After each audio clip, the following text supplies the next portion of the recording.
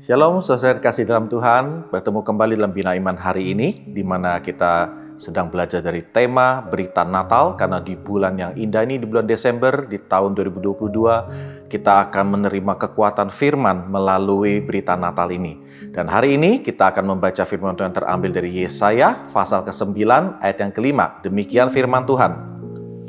Dikatakan, sebab seorang anak telah lahir untuk kita, seorang putra telah diberikan untuk kita. Lambang pemerintahan ada di atas bahunya, dan namanya disebut orang penasehat ajaib, Allah yang perkasa, Bapa yang kekal, Raja damai. Jemaat yang terkasih, firman Tuhan ini mengingatkan kepada kita bahwa Tuhan telah memberikan kasih karunia dan anugerahnya kepada manusia melalui seorang anak, yaitu adalah Allah sendiri, Putra Allah, yaitu Yesus Kristus, yang mana dia datang ke dunia ini untuk dia menjadi pimpinan atas pemerintahan di dunia maupun juga di surga. Nah, oleh karena itu kita akan melihat apa yang menjadi pesan firman Tuhan untuk kita betul-betul bisa menerima kebaikan daripada Tuhan melalui Yesus Kristus.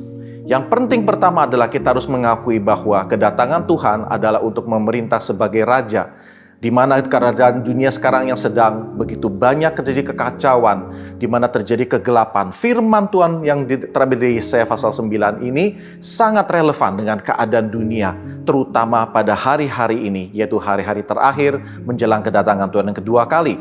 Di mana dalam kitab Yesaya pasal 9 ini diawali dengan satu kejadian di mana keadaan Israel saat itu dalam keadaan yang sangat gelap, terutama di daerah Zebulon dan Naftali, di mana dengan keadaan yang berat ini orang Israel menjerit mencari jawaban daripada Tuhan, dan akhirnya Tuhan menjawab mereka dengan mengatakan akan lahir seorang anak yang akan memerintah, Putra Allah sendiri, dan dia mempunyai 5 karakter yang akan menjawab segala permasalahan dunia. Yang pertama dikatakan adalah ajaib, wonderful. Sebetulnya di dalam bahasa aslinya terpisah antara kata penasehat dan ajaib. Jadi dalam bahasa Inggris dikatakan for he is wonderful and then counselor. Jadi yang pertama adalah wonderful. Kenapa? Karena Tuhan dengan kasih-Nya yang begitu besar atas dunia ini, Dia mengaruniakan anak-Nya yang tunggal. Sungguh kasih yang luar biasa, tidak ada duanya di dunia ini, di mana Tuhan sendiri turun ke dalam dunia.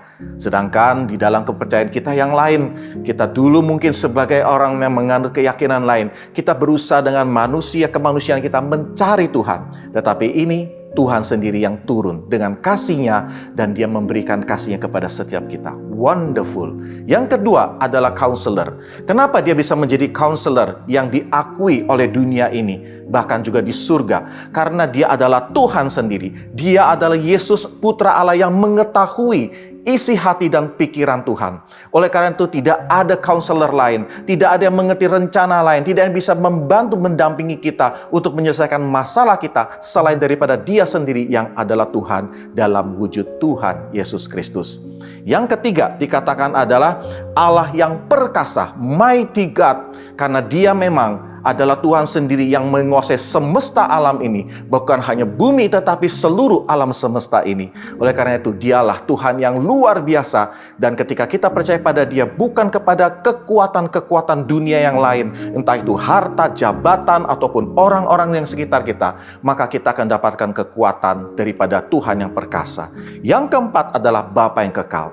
Tuhan bukan hanya bekerja selama kita hidup di dunia ini. Dunia ini kata Tuhan akan berlalu, tetapi kerajaan Tuhan tidak akan pernah berakhir. Oleh karena itu kita harus percaya pada Dia dan berpegang pada Dia, supaya apa yang kita dapat dalam kebaikan Tuhan, kasih karunia-Nya, itu berlaku untuk selama-lamanya. Dia yang sudah ada, yang ada, dan yang akan datang untuk selama-lamanya. Dan yang terakhir kelima adalah Dialah Raja damai.